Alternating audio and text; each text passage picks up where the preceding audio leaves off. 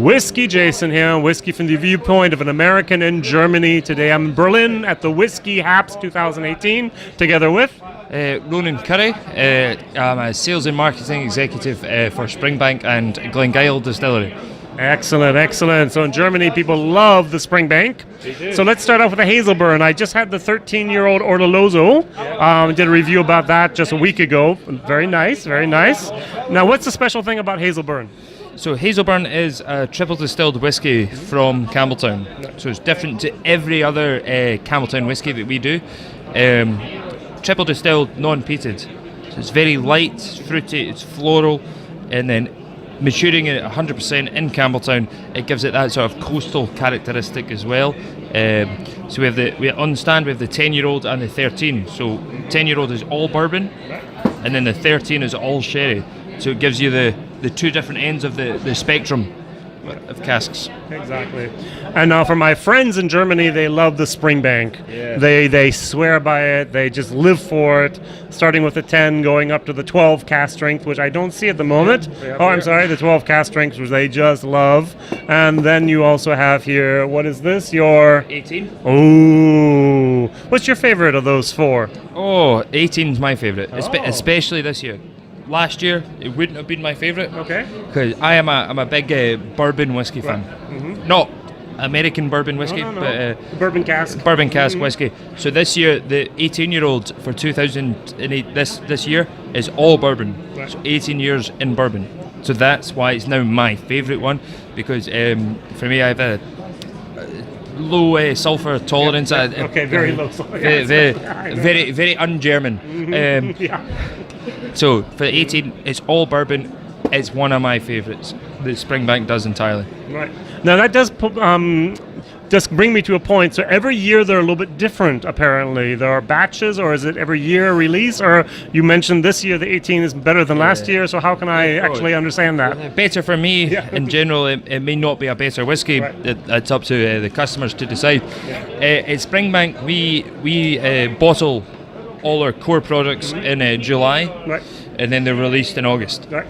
So if you look at the back of a Springsbank bottle at the bottom, you'll see the date that it was bottled and the year. So it'll tell you what year it was bottled. Okay. In generally speaking, 10-year-old will always be a mixture of bourbon and sherry. 15 will always be 100% sherry. Yeah. 12-year-old will always be 70% sherry, 30% bourbon. This is always going to be like that. Just for this year, 18, it changed, but it might change back to sherry. But in general, we always stick to the same recipe. Right. Okay, the casks, first fill, second fill, third fill may change, but it's always going to be 70% sherry, 30% bourbon, or vice versa. Now, isn't it nice to be family owned where you can do things like that, right? Yeah. It's one of the best parts about working for Springsbank. I'm from Campbelltown myself, so Springsbank's always been something I've always known about. Living in Campbelltown, everybody knows about Springsbank. It's not a hidden secret in Campbelltown. So being family owned, it gives you that opportunity to experiment. It also gives you the opportunity to make mistakes at the same time. But it also gives you that the possibility, the opportunity to exploit the fact that you've made a mistake. Maybe one year a whiskey went into a cask it wasn't meant to. Well, you can still release it. You can still sell it. You're not tied down by Corporate policies. by corporate policies. So it does give you that freedom. And the thing is, the great thing about whiskey in general, but the whiskey customer in general, is that they understand that these things happen. Especially in Springsbank, we have a very How many computers are there at Springsbank in the production facility? well, I have one. I don't think anyone else has one. Exactly. No, it's very in the production. It's 100% on site in Campbelltown.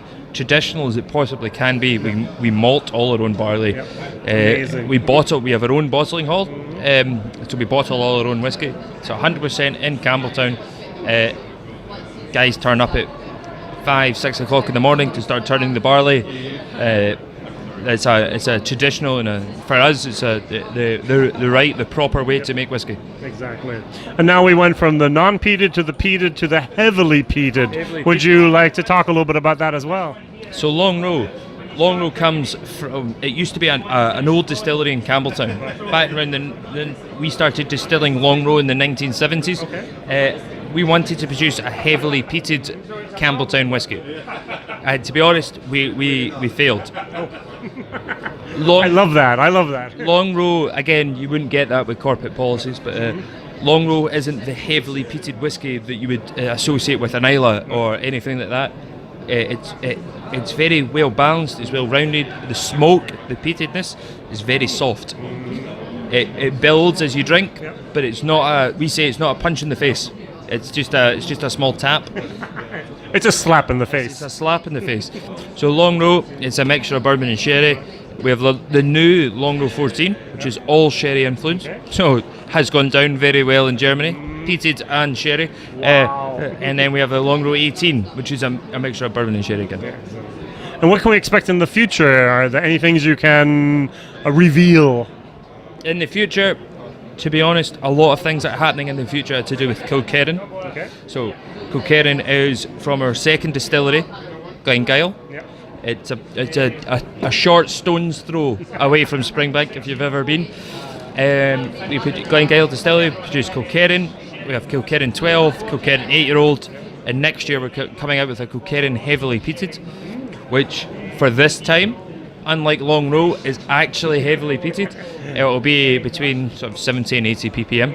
So it'll be a heavy peated Campbelltown whiskey that between the three distilleries no one does. So all the sort of, I would say, the bright ideas, the forward thinking is coming from Kilkerran from that side. At Springbank we're going to do the same old tried and true. At Springbank we know what the people want, and we make it and the people get it. All right. Now my only question is, I'm really a newbie here. You said you bottle everything in July, or you distill in July and you bottle in August. Yeah, so for our year, For the rest of the year, everything's just closed? I don't think so. No. Exactly. So we malt all the barley all year round, and we distill all year round, 52 weeks of the year. Well, 51. Right, whatever. Yeah, Christmas off. So we malt barley all year round, and we distill all year round as well. But for our core products, we usually bottle them in July. Okay, very good. So anything You pull out all the casks you need for that. I that gotcha. happens, we work ahead.